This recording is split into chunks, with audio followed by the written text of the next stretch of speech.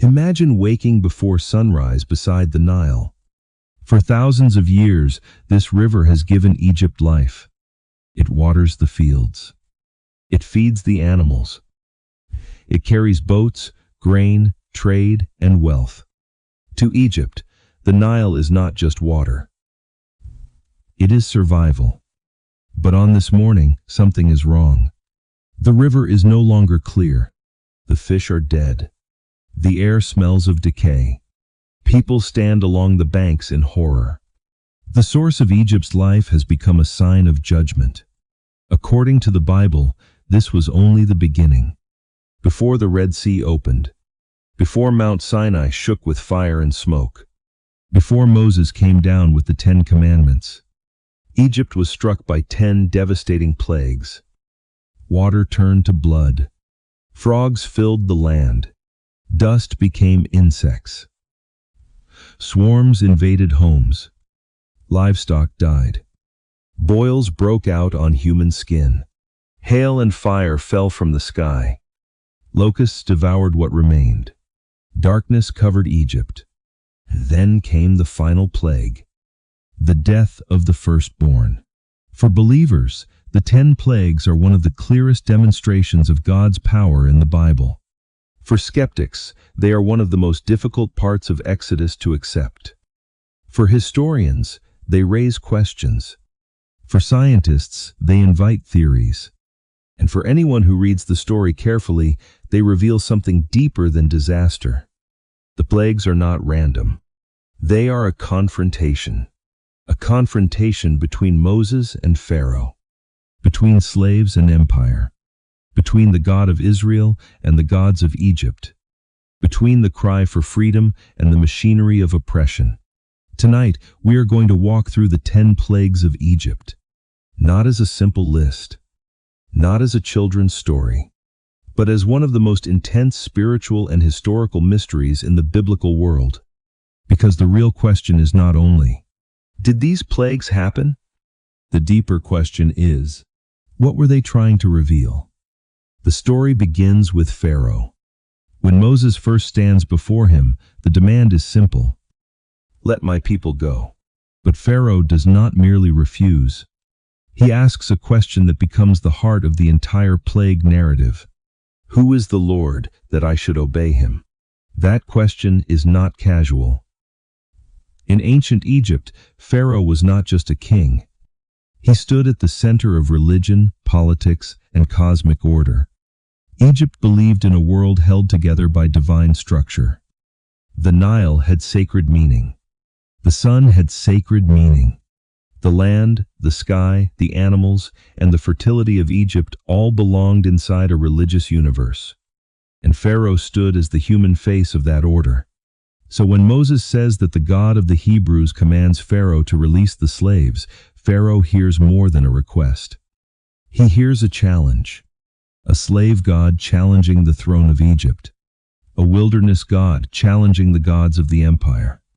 A prophet with a staff challenging a king with armies. The plagues are the answer to Pharaoh's question. Who is the Lord? The story says Egypt is about to find out. The first plague strikes the Nile. Moses and Aaron go to Pharaoh in the morning as he comes to the river. Aaron lifts the staff. The waters of Egypt turn to blood. The fish die. The river stinks. People cannot drink. The Nile, the artery of Egypt, becomes a wound.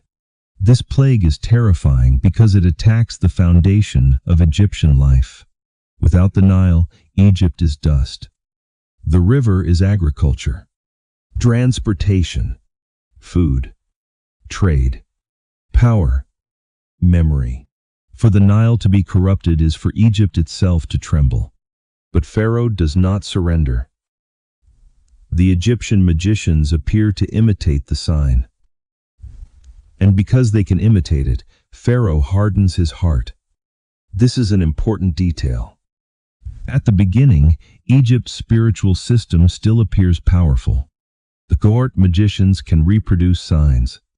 Pharaoh can convince himself that Moses is not unique, that this is not a true threat, that Egypt still has control. But the story is just beginning. The second plague brings frogs. They come up from the Nile. They fill houses, bedrooms, beds, ovens, kneading bowls, palaces, servants' quarters. No place is untouched. The image is almost absurd. Frogs everywhere, jumping through the palace, crawling over furniture, disturbing sleep, interrupting meals, turning daily life into chaos. But beneath the strangeness is something serious. The Nile has produced life in a grotesque form. What once nourished Egypt now overwhelms it. Again, Pharaoh asks Moses to pray for relief. Again, relief comes. And again, Pharaoh hardens his heart. This pattern repeats throughout the plagues. Crisis, fear, confession, relief, refusal. It is one of the most psychologically realistic parts of Exodus. Pharaoh changes when pain is present, but when the pain disappears, his will returns. He does not truly repent. He only wants the consequences removed. That is not transformation. That is survival. The third plague begins with dust.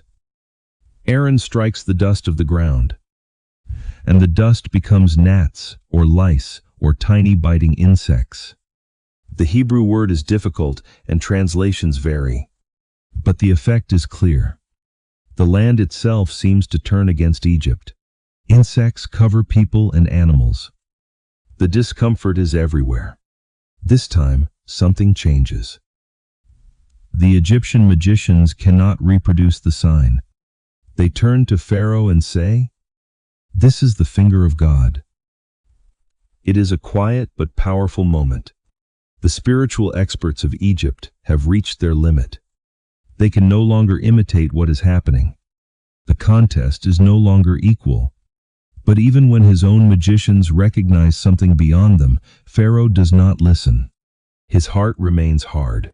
The fourth plague brings swarms.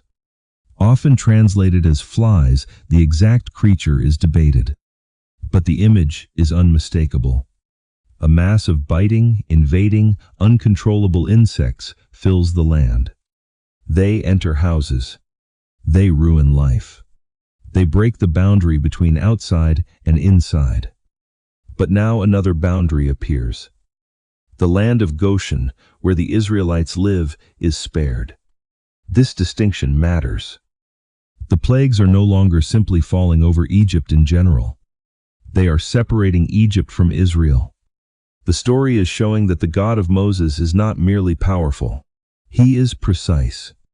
Judgment is not random chaos. It has direction. Pharaoh begins to negotiate. He says the Israelites may sacrifice to their God inside the land. But Moses refuses. They must go into the wilderness. Then Pharaoh offers another compromise. Go, but not too far. This is how oppression often works. When it can no longer hold everything, it tries to control the terms of freedom. You may worship, but not fully. You may leave, but not too far. You may obey God, but still under Pharaoh's shadow. Moses does not accept half freedom. The demand remains. Let my people go. The fifth plague strikes the livestock. Horses, donkeys, camels, cattle, sheep. A deadly disease spreads through Egypt's animals. In an ancient agrarian society, livestock is wealth. It is food, transport, labor, military strength, religious sacrifice, economic survival. A plague on livestock is a plague on the entire structure of Egyptian life. Again, the livestock of Israel is spared. Again, Pharaoh investigates. Again, he sees the distinction. And again, he refuses. By now, the pattern has become disturbing. Pharaoh is not ignorant. He has evidence. He has warnings. He has moments of fear. He has chances to change. But power has trained him to resist truth. The sixth plague strikes the human body. Moses and Aaron take soot from a furnace and throw it into the air. It becomes fine dust over Egypt. Boils break out on people and animals. Pain appears on the skin. Even the magicians cannot stand before Moses because of the boils. This plague is deeply symbolic. The furnace may remind us of forced labor, brick-making, heat, and oppression. The suffering Egypt inflicted on the bodies of slaves now comes back upon Egyptian bodies. The court magicians, once confident, are humiliated. They cannot heal themselves. They cannot even remain standing. Egypt's religious power has collapsed into physical weakness. But Pharaoh still refuses. Then comes the seventh plague. Hail, thunder, fire. A storm unlike anything Egypt has seen. The sky itself turns violent. People and animals left in the open are struck. Crops are shattered. Trees are broken. Flax and barley are destroyed. This plague is different because it includes a warning. Anyone who fears the word of the Lord can bring servants and livestock indoors. Some Egyptians listen. Others do not. This is important. The story is not presented as Egyptians being one single block of evil. Some begin to fear the word of Moses. Some respond. Some believe enough to act. Even inside Egypt, there is a division between arrogance and humility. The hail falls. The land is devastated. Pharaoh calls Moses and Aaron. For the first time, he says something that sounds like confession. I have sinned. The Lord is right.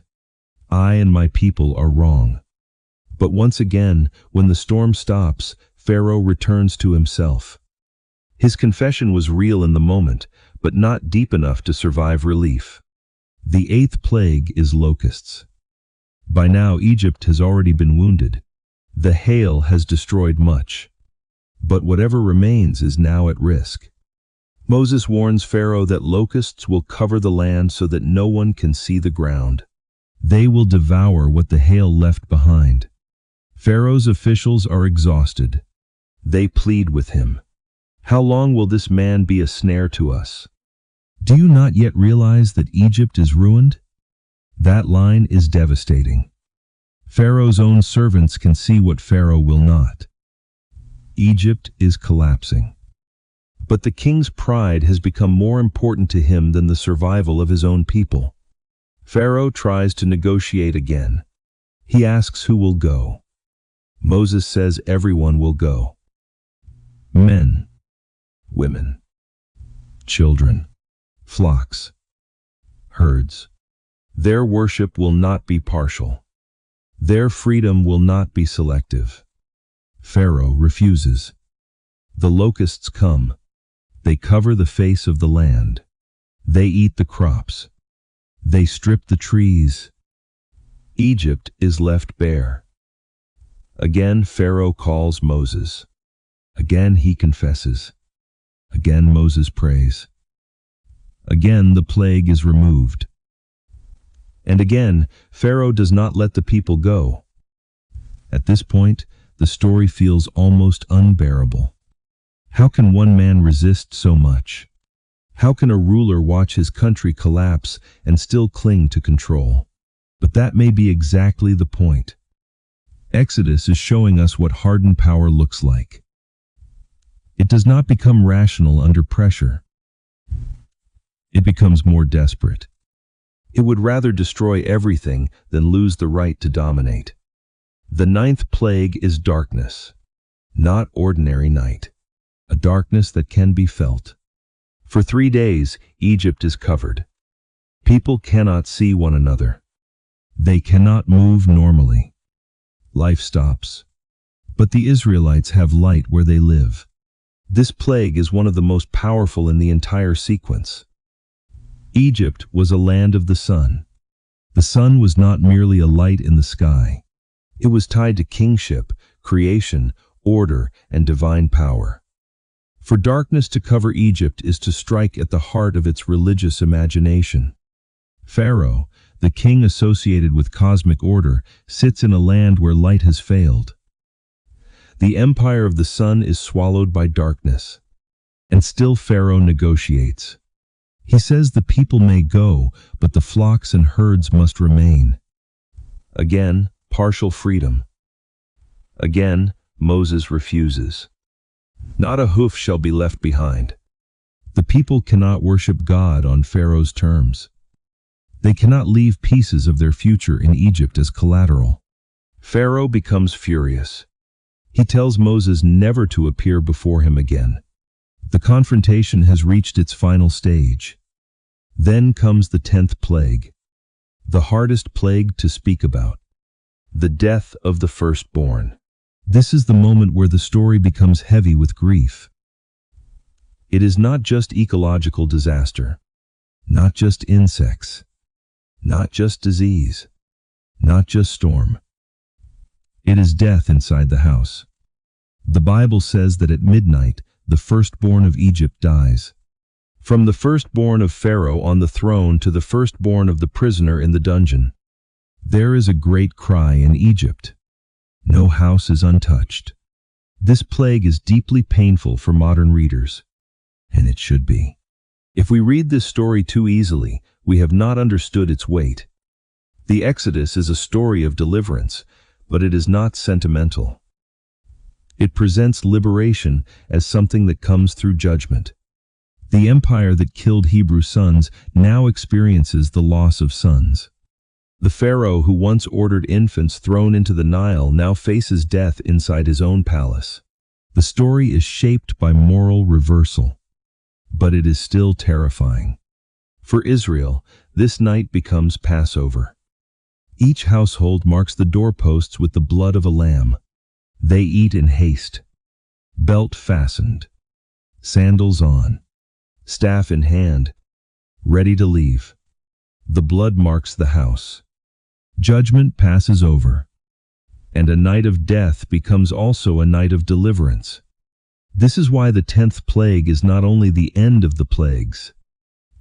It is the birth of Israel's memory. Passover becomes a ritual of remembrance. Every generation will retell the story.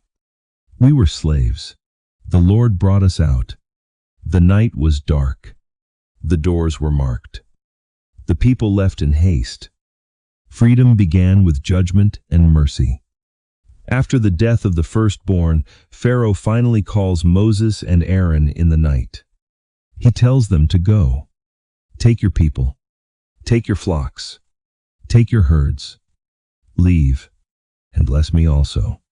That last request is haunting. The king who once asked, "Who is the Lord?" now asks for a blessing from the prophet of the Lord.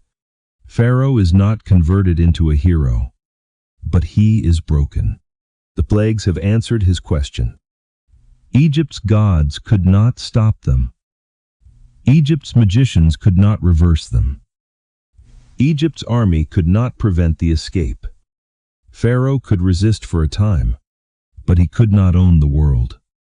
Now we must ask the historical question. Did the 10 plagues happen exactly as described? Some researchers have proposed natural explanations. Perhaps the Nile turned red because of algae, sediment, or contamination. Perhaps dead fish drove frogs out of the water. Perhaps the death of frogs led to insects multiplying. Perhaps insects spread disease. Perhaps livestock disease, skin infections, extreme weather, locust swarms, and darkness were connected through a chain of environmental disaster. These theories are fascinating. They show that nature can collapse in sequences. One ecological shock can trigger another. A river changes. Animals flee. Insects multiply. Disease spreads. Food systems fail. Weather worsens. A society under stress begins to break. But these theories have limits. They do not prove the biblical account. They do not identify Moses. They do not name Pharaoh. They do not show that the plagues occurred in the exact order, timing, or meaning described in Exodus. And the biblical text itself is not merely interested in natural disaster. It is interested in signs, warnings, timing, separation, confrontation, the hardening of Pharaoh's heart, and the revelation of God's power. In other words, even if some plagues had natural mechanisms, Exodus presents them as theological events. The question is not only what happened physically. The question is what it meant. This is where faith and history often approach the story differently. Faith asks, what was God revealing? History asks, what evidence survives? Science asks, could such phenomena occur? The text asks something sharper. Who will Pharaoh obey? And that may be why the plagues remain so powerful. They are not only punishments, they are exposures. They expose Pharaoh's pride. They expose Egypt's dependence on nature. They expose the limits of magic, empire, and wealth. They expose the suffering hidden underneath Egyptian greatness. Because Egypt looked magnificent from the outside. Temples, monuments, gold, armies, grain, ritual, power. But underneath that greatness were enslaved people crying out. The plagues tear the empire open. They show that a society built on oppression can appear stable for generations, until the cries of the oppressed reach heaven. This is why the plagues are not just about Egypt. They are about every empire that believes it can silence suffering forever. Every ruler who mistakes patience for weakness. Every system that builds beauty on forced labor. Every heart that sees truth and still refuses to change. Pharaoh is not only an ancient king, he is a warning. At first, he resists because he thinks he is strong. Later, he resists because admitting the truth would mean losing himself. That is what a hardened heart does. It turns every warning into an enemy, every mercy into a delay, every chance to repent into another opportunity to tighten control. The plagues also reveal something about freedom. Israel is not rescued by negotiation alone, not by compromise, not by Pharaoh becoming kinder, not by the empire slowly improving itself. Israel is delivered because the power holding them is broken. That is uncomfortable, but it is central to the story. Some chains are not released voluntarily. Some pharaohs do not let go until judgment reaches the palace. But the story also gives warnings to Israel. Later in the Bible, Israel will be told again and again to remember Egypt. Remember that you were slaves. Remember that you were delivered. Remember not to oppress the stranger. Remember not to become Pharaoh. That is one of the deepest ironies of Exodus. The story that judges Egypt also judges anyone who repeats Egypt's cruelty. The people who were rescued must not become the kind of people they were rescued from. So, what were the 10 plagues? They were disasters. They were signs. They were judgments. They were attacks on the confidence of Egypt. They were answers to Pharaoh's question. They were the unraveling of an empire. They were the beginning of Passover. They were the road to the Red Sea. And they were the doorway to Sinai. Without the plagues, Pharaoh does not release Israel. Without the release, there is no crossing. Without the crossing, there is no wilderness journey. Without the wilderness, there is no Sinai. And without Sinai, there is no covenant nation. The plagues are terrible. But in the Exodus story, they are the birth pains of freedom. That is why they cannot be reduced to spectacle. They are not just frogs, insects, hail, darkness, and death. They are a question carved into history. What happens when the most powerful man on earth refuses to listen? The Bible's answer is chilling. The river changes. The land groans. The sky breaks. The light disappears, and eventually, the palace weeps. But beyond the sorrow, another sound rises. The sound of sandals in the night. The sound of families gathering their children. The sound of unleavened bread packed in haste. The sound of slaves walking out of the empire that said they would never be free. The plagues end in grief, but they also open the door to deliverance. And that is why, thousands of years later, we still speak of them. Not because they are easy. Not because every question is solved. Not because history gives us all the evidence we want. But because the story still confronts us. With Pharaoh. With Moses. With the Nile. With darkness. With blood on the doorposts. With the cry for freedom. And with the God who hears the suffering of slaves. The 10 plagues of Egypt remain one of the Bible's greatest mysteries. But they are also one of its greatest warnings. Power can harden. Empire can blind. Mercy can be ignored. And when a society builds itself on bondage, even the river can become a witness against it.